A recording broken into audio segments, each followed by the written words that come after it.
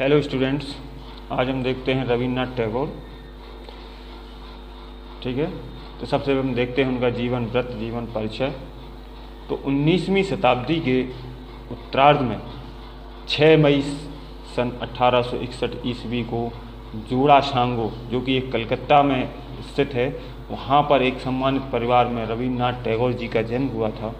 उनकी माता का नाम था शारदा देवी और पिता का नाम था रविन्द्रनाथ टैगोर, देवेंद्रनाथ टैगोर। रविन्द्रनाथ जी की माता का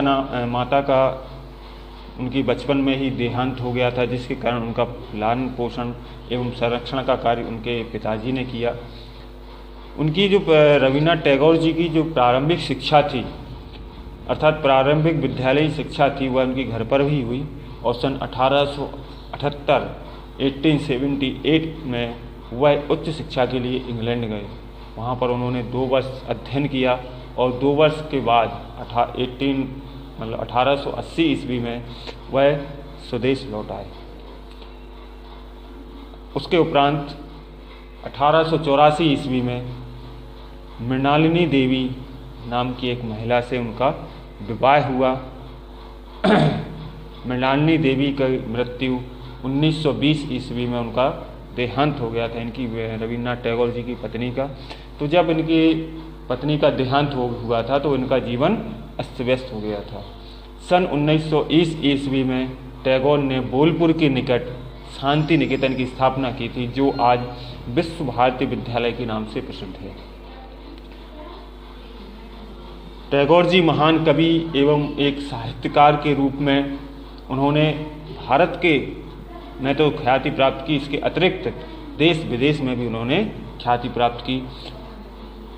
सन 1913 ईस्वी में टैगोर ने को एक उनके काव्य संकलन जिसका नाम था गीतांजलि, जो सबसे ज़्यादा प्रसिद्ध है, गीतांजलि पर उनको नोबेल पुरस्कार प्राप्त हुआ था। और उसके बाद उन्होंने टैगोर ने अनेक देशों का भ्रमण किया और संपूर्ण विश्व को भारतीय प्रेम और सौहार्द का संदेश दिया। ठीक है, 7 अगस्त 1941 को जोड़ासांगो, जहाँ पर इनका कलकत्ता में जो जोड़ासांगो स्थान है जहाँ पर इनका जन्म हुआ था, उसी पैतृक आवास पर एक महान कवि, एक साहित्यकार, एक समाज सुधारक और एक महान शिक्षा शास्त्री का देहांत हो गया। इसके बाद हम देखते हैं टैगोर का जीवन दर्शन। टैगोर की यदि हम जीवन दर्शन की बात करते हैं तो टैगोर के जीवन दर्शन के विकास में जिन तत्वों का प्रभाव पड़ा, उन्हीं तत्वों का प्रभाव उनका शिक्षा दर्शन पर पड़ा। ठीक है, टैगोर के शैक्षिक दर्शन में यदि हम देखते हैं कि टैगोर का जो जीवन दर्शन है, वही उनका जीवन दर्शन का प्रभाव उनके शिक्षा दर्शन पर भी पड़ा। उनके शिक्षा दर्शन का कहते हैं कि उनकी शिक्षा दर्शन का और उनके जीवन दर्शन का घनिष्ठ संबंध है। परिवार के प्रभाव के अतिरिक्त टैगोर ने शिक्षा दर्शन का पाश्चात्य शिक्षा शास्त्रियों जैसे Rousseau, Froebel, John Dewey, Pestalozzi आदि विचारकों का भी गहरा प्रभाव पड़ा। उन्होंने अपनी तीव्र बुद्धि के द्वारा प्रकृति और सामाजिक विज्ञान का पर्याप्त ज्ञान प्राप्त कर लिया था, जिसका पर्याप्त प्रभाव उनके शिक्षा दर्शन पर हमें देखने को मिलता है। उन्होंने अपने समय की जो शिक्षा पद्धति थी उसके दोषों का अध्ययन किया और इस प्रकार स्वयं के प्रयत्नों के फलस्वरूप टैगोर एक महान शिक्षा शास्त्री बने। अब हम देखते हैं कि टैगोर के अनुसार शिक्षा का अर्थ। टैगोर के अनुसार यदि हम देखें तो सर्वोच्च शिक्षा वही है जो संपूर्ण सृष्टि से हमारे जीवन का सामंजस्य स्थापित कराती है। संपूर्ण दृष्टि से टैगोर का अभिप्राय क्या था? चर अचर, जड़ चेतन, सजीव निर्जीव सभी वस्तुओं से, मतलब अर्थात कि जो शिक्षा, वह शिक्षा जो हमें संपूर्ण जीवन को, सामंजस्य को स्थापित कराने का कार्य करती है। अर्थात कि हमारे चर अचर, जड़ चेतन, सजीव निर्जीव जो भी वस्तु हमें दिखाई देती है, सब में सामंजस्य स्थापित, सब में संबंध स्थापित करने का जो कार्य करती है, वही वास्तव में शिक्षा है। इसी को टैगोर ने मनुष्यत्व कहा है। ठीक है, मनुष्यत्व अर्थात शिक्षा मनुष्य का शारीरिक, बौद्धिक, आर्थिक, नैतिक, आध्यात्मिक और धार्मिक विकास करती है।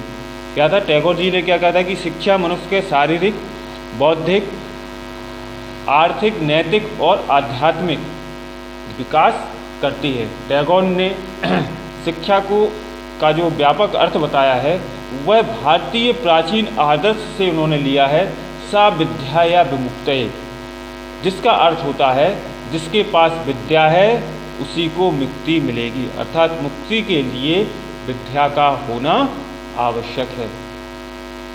अब हम देखते हैं रविन्द्रनाथ टैगोर जी के अनुसार शिक्षा के उद्देश्य। उन्होंने अपने 5 शिक्षा के उद्देश्य बताए हैं, जिसके अंतर्गत टैगोर जी ने समय समय पर अपने लेखों, साहित्यों, रचनाओं और अपने व्याख्यानों के अंतर्गत शिक्षा के कुछ उद्देश्यों को संबंध स्थापित किया है, जिसमें सबसे पहला है शारीरिक विकास। तो टैगोर के अनुसार शिक्षा का सर्वप्रथम उद्देश्य बालक का शारीरिक विकास है। जैसे एक संयुक्त युक्ति है जिसको हम कहते हैं स्वस्थ शरीर में स्वस्थ मस्तिष्क निवास करता है। तो स्वस्थ शरीर होगा तो बुद्धि का विकास भी होगा। इसलिए उन्होंने अपने शिक्षा के उद्देश्यों में सबसे पहला उद्देश्य रखा है शारीरिक विकास। दूसरा उनका उद्देश्य था मानसिक विकास। टैगोर के अनुसार शिक्षा का कार्य बालक को वास्तविक जीवन की बातों, स्थिति और वातावरण से परिचित कराना एवं उसके मस्तिष्क का विकास कराना।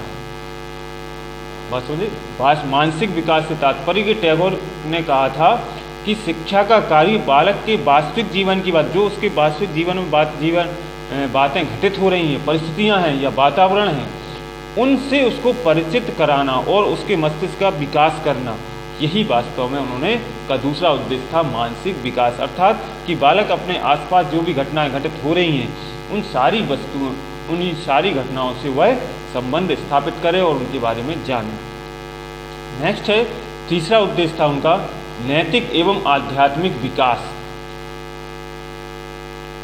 टैगोर जी ने शारीरिक और मानसिक विकास के साथ साथ नैतिक एवं आध्यात्मिक विकास पर भी बल दिया था और व्यक्ति के आंतरिक विकास को शिक्षा का एक मुख्य उद्देश्य माना था। अर्थात कि बालक का शारीरिक विकास हो गया, अब मानसिक विकास, अब उसके साथ साथ उसका नैतिक विकास एवं आध्यात्मिक विकास भी होना आवश्यक है।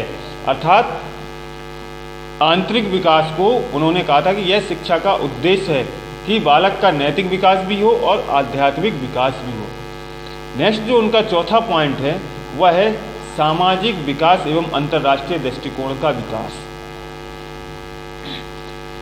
यहाँ पर टैगोर जी ने कहा है कि बालक के सामाजिक गुणों का विकास करना शिक्षा का एक उद्देश्य है, लेकिन उसके अंतर्गत सामाजिक गुणों को विकसित करने के लिए बालक स्वयं और समाज की प्रगति में सहयोग कर सके। मतलब उनका उद्देश्य था कि बालक का विकास, बालक के सामाजिक गुणों का विकास का जो उद्देश्य है उनका, कि वह बालक स्वयं और अपने समाज की प्रकृति में सहयोग बने और वह संकीर्ण जो राष्ट्रवाद की भावना थी उसके वह विरुद्ध थे।